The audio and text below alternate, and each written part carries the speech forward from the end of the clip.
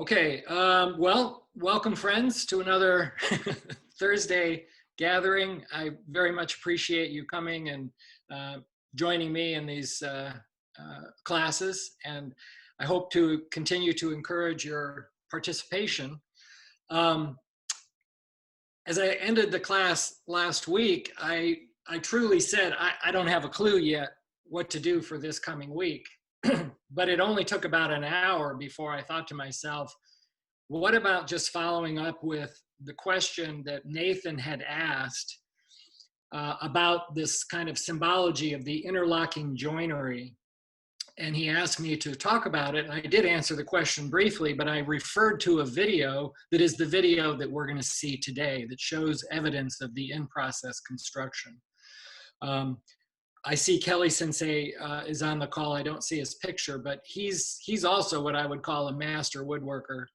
And so it occurred to me, thinking of people like Kelly Sensei, to go ahead and include in the announcement, I don't know if you saw it, but there was a link there of a really dense 116-page PowerPoint presentation of absolutely beautiful in-process pictures of the three phases of construction: the woodwork, the ceramic tile roof, and then the plaster, all done by a different set of Japanese artisans.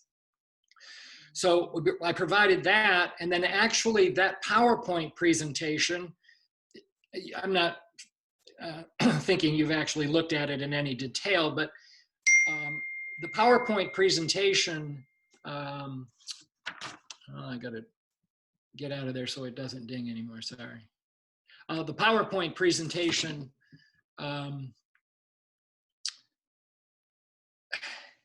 follows the one-page outline that I also sent you that I would use for tours of the place of peace. Special guests of the administration or the board of trustees or public schools, private schools, or just interested persons. I kind of came up with this one-page flyer that goes along with that. So that is the PowerPoint presentation. It's the same material.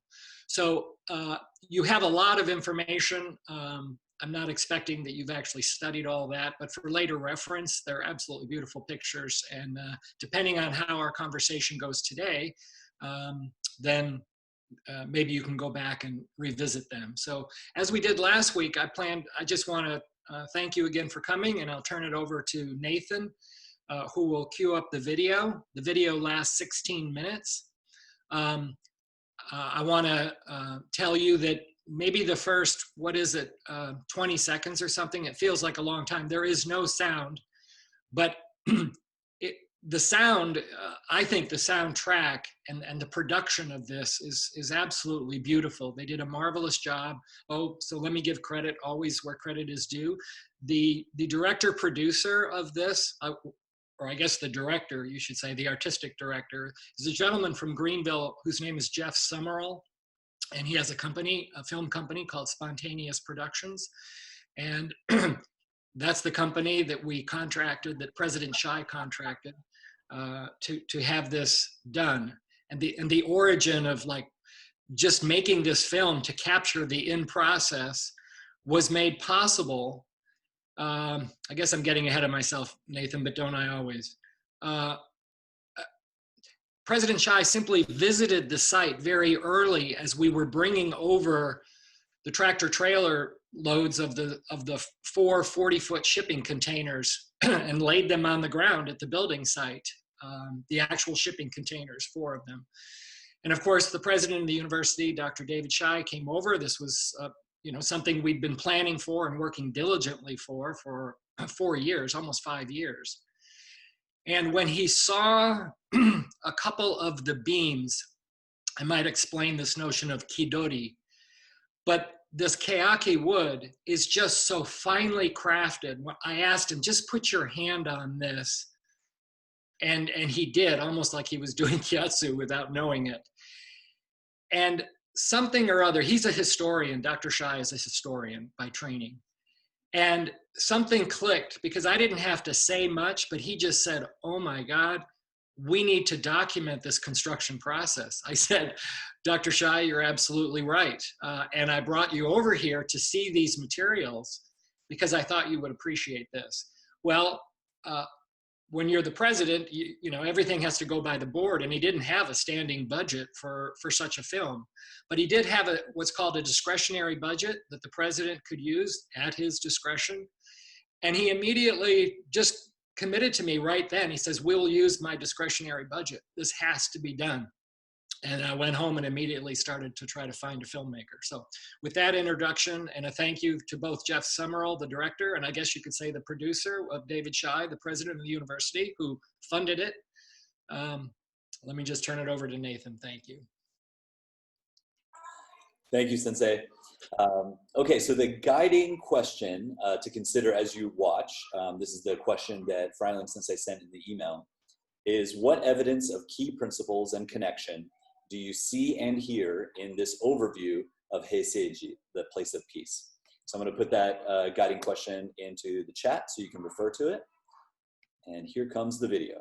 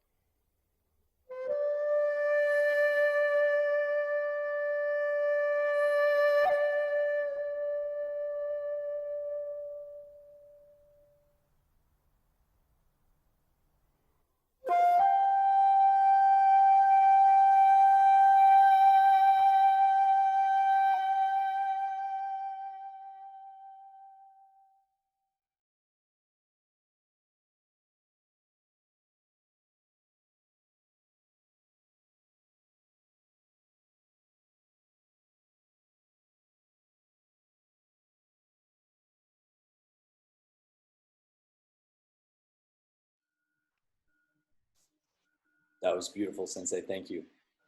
Oh, you're welcome. It was beautiful. All right. So I'll repeat the question now. What evidence of key principles and connection do you see and hear in this overview of Heiseiji, the place of peace? So anyone see anything they'd like to share?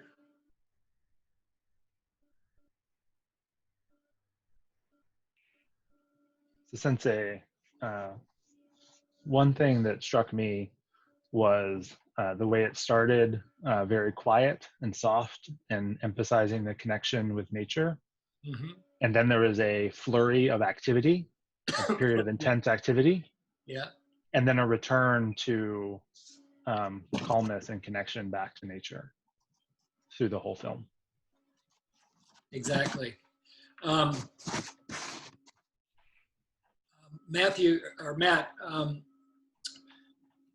what else, sticking to this theme of these rhythms of nature, since you have sat and meditated and done kinokokyuho, kinoseizoho in the place of peace a lot, what do you see, or I guess for anyone who's been there, because it's a lot easier to answer this question if you've been there and you've actually meditated there in Four Seasons. What is it about the design of the temple that reinforces our connection, intimate connection with nature?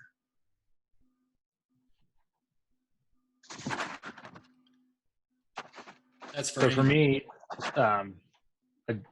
sorry to interrupt anybody else. It's really that you're there. There's a roof over your head, but otherwise the wind is blowing, the sounds are going. It's cold or it's hot. It's muggy or it's dry. Yeah. Like you are experiencing what's going on. You can hear the birds, you can hear the water, you can hear the carillon bell. Yeah. Yes. And the temperature swings are rather obvious, because what people don't think of is, there's no heat and there's no AC. There's no electricity. I mean, there's no lighting. Everything is natural. So even though you're indoors, it's as though you're outdoors.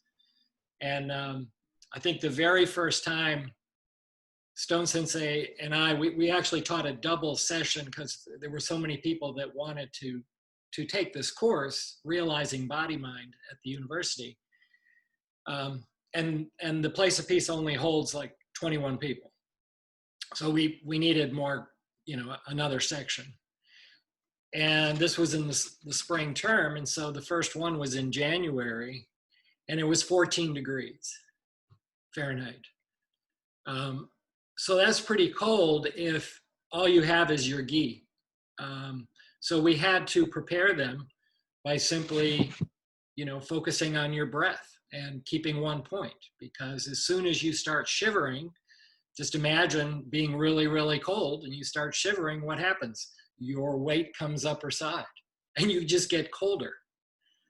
So we taught them really as the survival technique, since it was really frigidly cold, was you got to follow the principles or you're going to be very, very uncomfortable. But in any event, that's kind of a no-brainer if you've been there. It's like, yeah, it's cold, or yeah, it's hot. So anyway, thank you, Matt, for sharing that. Any other observations, key principles, and anything that you saw? How about this as a lead-in? What evidence did you see of earth, air, fire, and water? All of the elements. What elements can you pick up on that were visually depicted?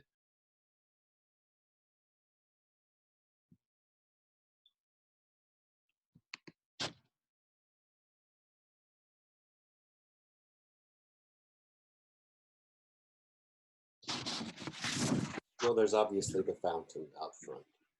That would be water. Right, the chozubachi, the water. Yeah, plus the pond. Oh, could you see, last week I was describing the center of the place of peace. At one point in the video, they switched the perspective to that waterfall and the music changed. It's a small waterfall, like 3 feet, but that's the waterfall at the back of the pond that is directly in line with the showman. So the water is a part of the landscape. How about fire? Where do you see fire? There were 2 instances of fire. The smoke of the incense. Yes, the incense, and then you saw the candle that's right there. Thanks, Crystal. Yeah, just the candle, which is usually lit. And what you do is you light the candle first, and then you use the candle to light the incense that you put in the pot. Okay, that's good. Let's see: earth, air, fire, water. How about air? Wind blows. The wind blows, yeah. I love that at the end there, the scene with the shadow of the bamboo waving against the plaster. You could just feel the movement of the air. Just marvelous. How about this as a lead-in? How do you think, so you think about this one, how do you think being an artisan, like the artisans that you saw that were the temple artisans, how do you think being an artisan is like being a Key Aikido student? They connect the elements of the temple together with the woodwork. It's connecting. It's always connecting. And in the sky or in the of the temple, there's a key sign, I think, no, or a scripture, which I suppose is a mantra, or a short saying about the origin of the temple. Yes, and in this case, because it was a family temple, did you notice the wooden plaque with names on it, Japanese, and then you saw my name and another person's name. So, and then after you saw that, I was holding the plaque there with someone who Mr. Yamamoto, who is a family friend, who is a designer, who kind of oversaw the building, kind of like a subcontractor for the Suzuki family of the original temple. So Mr. Yamamoto came and became good friends, and he was a longtime family friend. But anyway, he was the one there when we were holding the plaque. And then when you saw the artisan put the plaque, as Crystal said, in the upper rafters, that was that's a sign of proof. Like in 300 years or a long time from now, if people want to authenticate who actually built this temple, because Mr. Suzuki was one who was honoring the craftsmanship of temple building, the signature scroll, as you said, Crystal, in this case was to honor the temple craftsmen and the people that made this possible. So that piece of that keaki shield, in the shape of a shield with the names on it, is put in the upper rafters, and that's called the ridge beam ceremony. And it's done at a time when all 3 groups of the temple artisans are there together. So it's near the very end, because the seven woodworkers had to work for some time before they were prepared enough for the 4 tile specialists to come over from Japan, and then the final 2 plaster specialists. Yes, Crystal, that was good. How else do you, well, let me add, Crystal, to your point too. These craftsmen, they dedicate their life to the materials, as Crystal said. In other words, there's a debt to be paid, because Mr. Nonoyama, who was the master designer of this temple, you do a ceremony called kidori, where you have it all mapped out, just like an architect would design this temple in detail, exquisite detail. And then the master builder goes into the keaki forest, because this temple, as I mentioned, was built out of keaki. and hinoki. Hinoki is the floor, but the whole rest of the table is keaki. And the temple master goes out into the forest and selects pillar by pillar, individually, personally chosen, to be this piece in this corner, or this one in this place, this one in this place. And oh, by the way, that identity is marked, as you saw, every single piece of wood was marked and labeled for the transfer. But also the trees are never placed upside down. They are always erected in the temple right side up, because, as Toi Sensei says, the tree has a mind too. And these particular trees, I like to tell people when they see the temple for the first time, is to tell the story of the kidori, of the selection of these individual trees in the mind of the temple builder. And then the craftsmen do their shaping of the wood, putting all their energy and their talent into perfecting the carving of this wood and preparing to build this temple. And so there's a debt to be paid, that they feel that because the tree sacrificed its life on their behalf, they need to treat the tree with ultimate respect. And as Crystal said, that's the elements piece that they're working with to bring together this connection.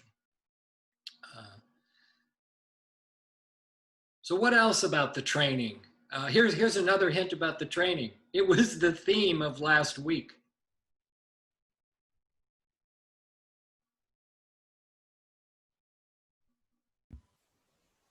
Sensei? Yes. Olaf, Schubert Sensei. Yeah. What always strikes me when I see these master craftsmen working, it was only partially could be seen in the video, but if you have ever seen them in person in Japan working, how they touch their tools, how they hold the tools. Yes. And also in the PDF presentation that you sent around, you could even see the stance of one of those people standing in perfect hanmi with the feet. Yes. So yes, they are doing basically Kiaikido whenever they do woodworking. Yes, absolutely. And the balance that these guys have is unbelievable, and the core strength that they have. Yes, Schubert Sensei, that's absolutely correct. And the way they handle their tools is like, the way an experienced person, picks up their bokken, it's always, kindly, with respect. And that's exactly how they handle, when you see them handle the tools. But here's the question: how did they learn that skill? There's the hint from last week.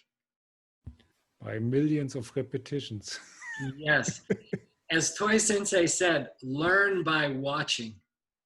And when I had a chance to, befriend these temple craftsmen and be with them every single day, facilitating this process, bringing them lunch every day and helping with their transportation, and virtually I was like the Otomo for all 14 of them, the 13 artisans and the one supervisor.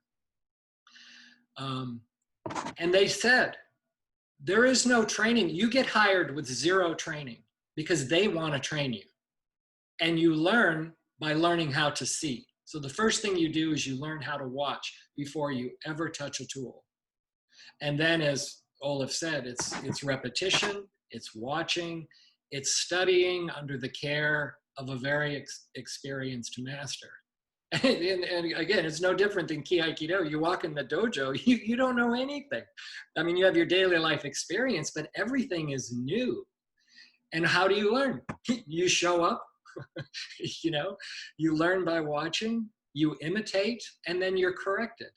And as Toi Sensei always told me, he said, remember, it's a pleasure to be corrected. So sit in the front row,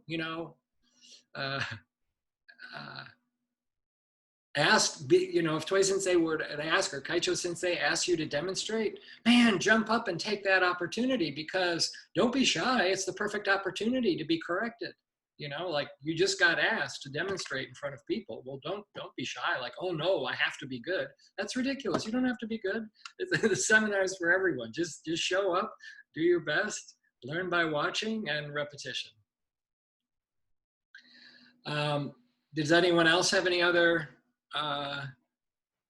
thoughts about how the artisans might be like training in Aikido? Even the priest used the stick with his little finger, like a boken. Yes, yes. And that's our friend Jim Eubanks, the same person who was the assistant. Those were his three, at that time, this was shortly after the dedication. And they had one of their first, the order had one of their first instructor retreats. And so these three people, you could tell, were significantly older than Jim. And the structure, I don't know if you knew, but that the walkway that goes around the entire place of peace is for the practice of what's referred to as walking meditation. And so there's two kinds of sound that have to do with time. That's probably maybe a theme for another call one day. Like what is time like if you're in a first order mode or experiencing a universal mind? What happens to time? It's different. So there's a lot about that, but notice that the real distinct sound, Eubanks Sensei had a beautiful big bowl there that made a really nice sound, as you could hear. Is more like a nice gong than a ting. So that's more of a bass, it's just a beautiful sound. But then when he was hitting the wooden, almost like a wooden drum, notice the sound is like just pop, pop. And that's two ways of being aware of the present moment. One is called keireki or keiraku, usually translated as ranging. In other words, it continues like seishi. So there's this kind of spreading, expanded periphery sort of thing. But also sometimes when we're present of the now, pop, something comes in to your field of vision. I explained one of those examples in one of my Saikonton stories. Like when I showed up in Honolulu, but Toi Sensei knew me as a ski racer from the mainland. And suddenly I'm there training in the Palama Dojo, and he says, please take me to the hotel. And we have that first conversation about Saikonton. I was one of those blips. Like, he's living in a first order mode. And when something comes into the field that requires him to go into, say, second or third order or everyday mode of consciousness, that's what you do. But within this training, those two different sounds, the walking meditation and then sitting meditation with the bell, describe these two different aspects of how time appears to you when you're in a deeply calm state. Well, let me switch to another question just to see where we go with this. Marion, let me ask you directly, just because I said I would. You're an experienced person. You actually you were one of the people in Kino Kenko. We had like 60 or 70 people that we had three-day sessions in 2007, 2008, where we were focusing on the inner disciplines, breathing, meditation, kyatsuho. And you got to see, therefore, incrementally the temple in process. And then when it was finished, of course, every time we have our seminars, we have morning breathing and meditation there. So Marion, I see Tim there too, same thing, very experienced. I'd like to hear Matthew Atarian, all of you, Sally, just what's it like? You don't need to hear from me, but describe what it's like for you when you're sitting in there. How does the kind of the beauty and the construction of the place make it so, I don't know, it's like sitting in first class when you're doing meditation. Like it shouldn't be so beautiful, but it is. That's for me. It's like, you know, I truly have a selfish mind. It's really selfish, so selfish that when we lead the training, I get to sit up front and I get to look at the center of the place of peace, looking out the doors, and I get to see the ducks and the geese and the shadows and the wind and the birds. And all of you are facing the front wall. What's up with that? Anyway, it's my joke. I have a selfish mind, but I think about it all the time. Like my eyes are half open, but I'm going, you know, these poor people, all they see is me, the showman, the incense, the candle, but I got this whole nature scene going on. All right, sorry, Marion, go for it. Well, it's very peaceful. The place itself is spiritual. And then even though we don't get the view that you do, we still can feel the breeze or the sunshine, depending on what season it is. We hear the birds. So there's that connection with nature. And of course, it starts with walking around the garden. So it starts right there. And then you have the connection with the people there. And so it's a lot of just peacefulness, relaxation, and connection. Yes. Marion, thank you for saying that. She just mentioned something very important that I forgot to say. When we have our sessions, I encourage everyone to start. You know, the meditation doesn't start when you're already sitting in there and you hit the bell. The meditation starts as soon as you get to the university and you get out of your car, and I ask people to do walking meditation on the gravel pebbles in the garden area around the pond. Because you begin to let go of all of that busy third order consciousness and just begin to pay attention. So it's like a warm up for entering the place of peace. So I ask the students to walk and listen to their footsteps, because there are small pebbles there that crunch when you walk. And that's by design too. If you're walking on a sidewalk, you don't hear the crunching. So there's kind of a sensory preparation. And then there's a series of bowing that happens as you begin the walkway at the bottom of the steps. Then you walk up to the steps and then bowing to the temple, obviously with mind and body coordinated. Then another procedure for bowing to the chozubachi and bringing the water. Again, preparing to cleanse yourself. There's a series of bows to get in. When you get in, there is no talking. And you want to gracefully find your seat and sit agora or seiza without disturbing others. And all of that begins as soon as you get there, like whatever time you're getting there, like 6 o'clock in the morning or 6:30 in the morning. Usually we start at 7. So yeah, Marion, thank you for sharing that. I forgot to mention that. That's great. Anybody else want to share their what it's like to sit in the place of peace? Sensei, I'll share something while driving. Oh, very dangerous. Okay. I would just like to expand on what Marion said, feeling the people around you, because we've had many seminars at Furman University, and so we've had many opportunities to sit with people in different seasons, year after year, which is part of what's so awesome about these calls too, is that we get to connect with the people that we connect with at Kino Kenkyukai year after year after year. So that connection is really special. You know, breathing next to people that you've trained with for a long time and just experiencing breathing with them or sitting with them, just being with them, that's all. And it's really nice. And it imprints. It's one of the things that I think keeps people practicing this art that is not always easy to follow, Toi Sensei, as you say. Right. Yes, thank you. And speaking of that too, sitting and facing the front and feeling, your neighbors, connecting with them. I'm guessing, but I suspect that the fact that visually there's not much to see, there's nothing to see, that your ears probably open up. I know that people have commented many times that they love just listening to the sound of the water hitting the chozubachi. So when it's very quiet, that drip of the water that was featured in this video you just saw is very loud. So it kind of just creates this common sound of water during the entire session. It's very audible. Sally, I think you were about ready to say something.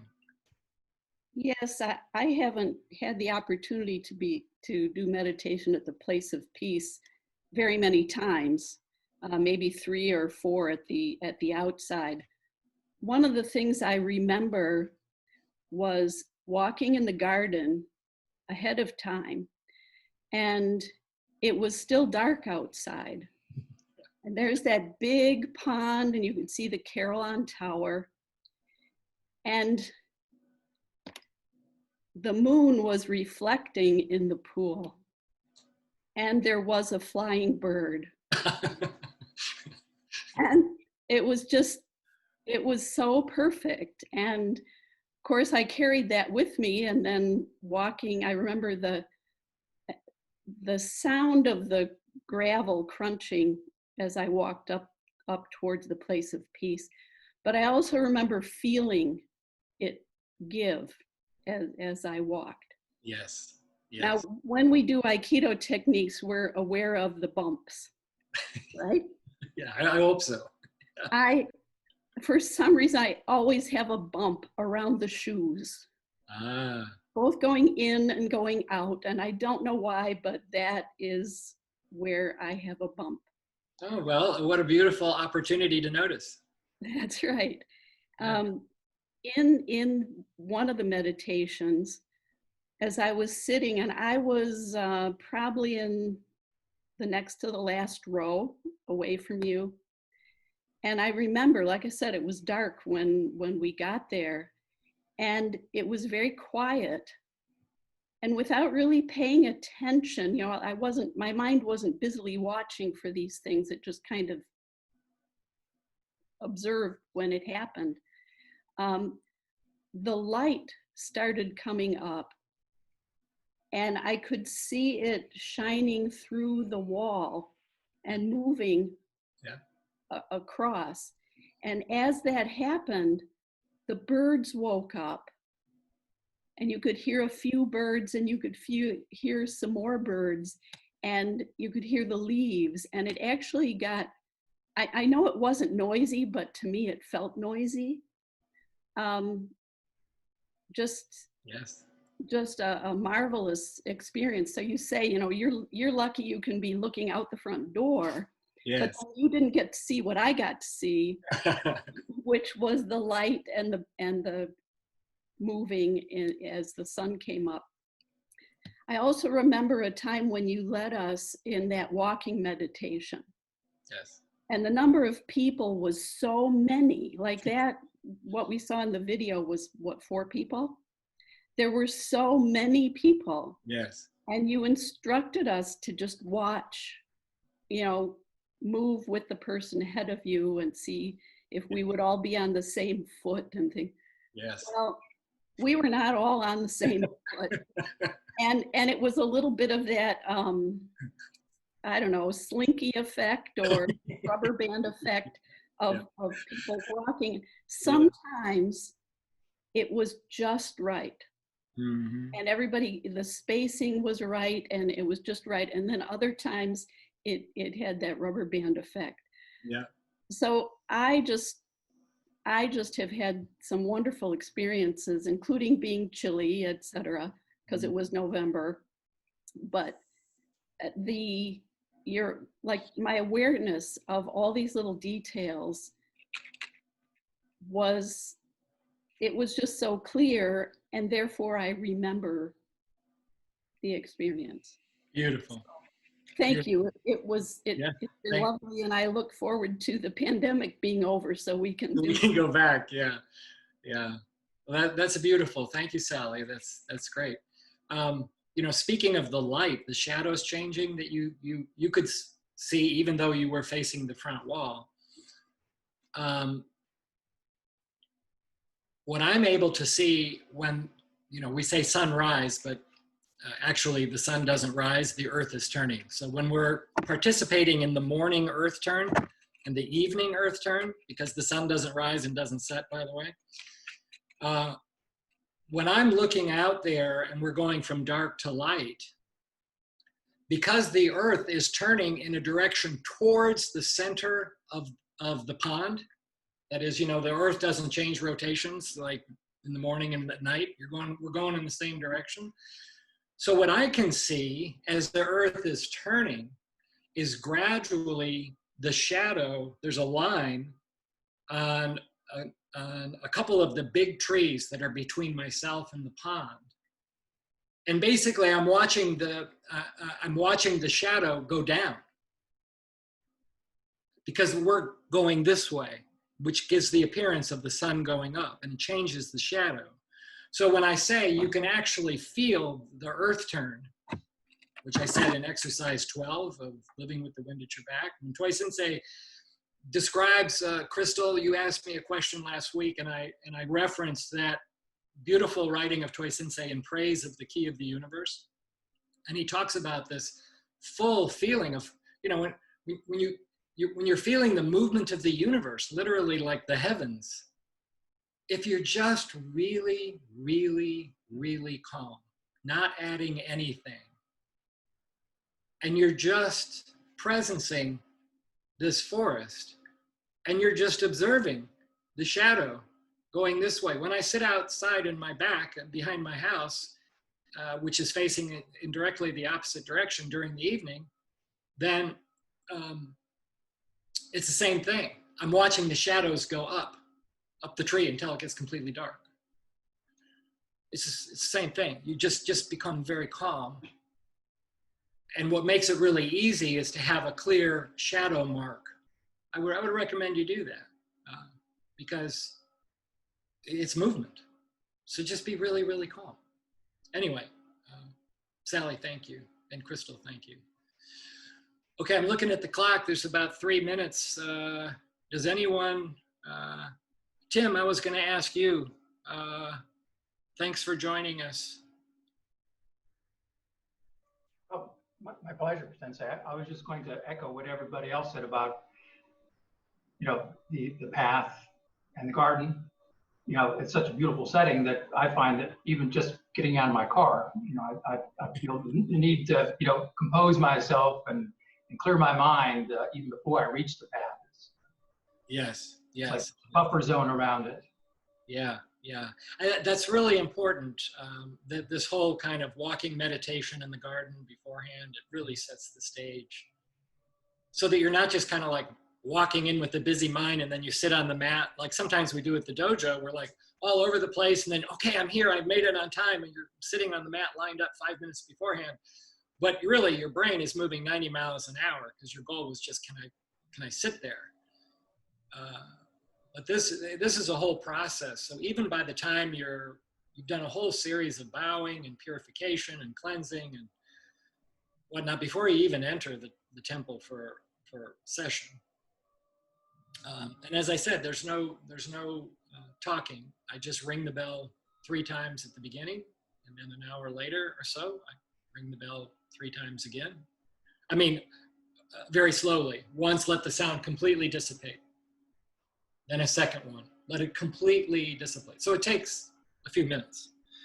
But anyway, that's the process. There's no talking, there's no teaching. It's just sit. And then I let people, like for our seminars, I say, look, you can breathe if you want, you can do meditation if you want. Rarely do I lead breathing because, people are at different lengths of breath. If I just breathe like normally, it's too long. It causes stress for people. So I just say, sometimes we start really where the rhythm is short and then just gradually expand it. And I tell the students, if the breaths are getting too long, just ignore the clappers. Just it's more important that you relax and be calm, not follow and make yourself uncomfortable if it's not correct. Okay, one last, anybody to share their experience?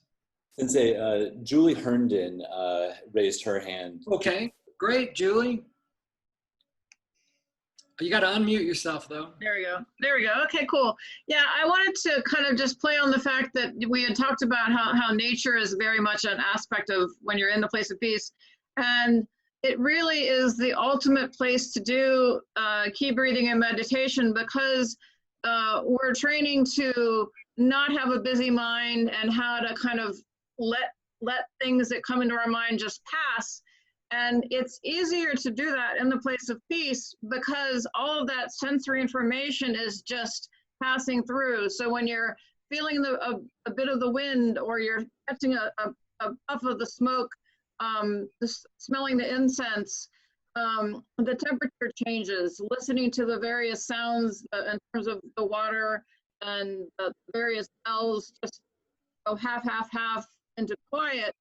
You have so many examples of how to naturally participate in that, being part of nature. So it's much easier to just let thoughts go, just like all of the other sensory experiences that are going on at the same time. Yes, beautiful. Thanks for sharing that too. Yeah, it's almost like the place is literally designed, it's conducive for us to get out of our own way. It's just so simple, so pure, so non-busy. So anyway, thank you, Julie, for sharing that. Okay, by my staring up at the clock, we're actually over an hour now. So let me just thank everyone, and once again for your participation. If you have questions, again, please write to me. We'll be sending out an announcement about next week's class shortly. But again, I enjoy hearing from you. I'm grateful for your participation. I know lots of people are unable to be on the call live. More and more as businesses are getting people are going back to work more. They're writing and saying, oh, thank you very much for these classes. I was able to join early on, but now I have to watch the recordings, but I really enjoy them. So I'm grateful, but I'm interested in talking about things and training that responds to your questions. So please let me know. And thank you again for your time. I love you all, and bless you. Have a great week.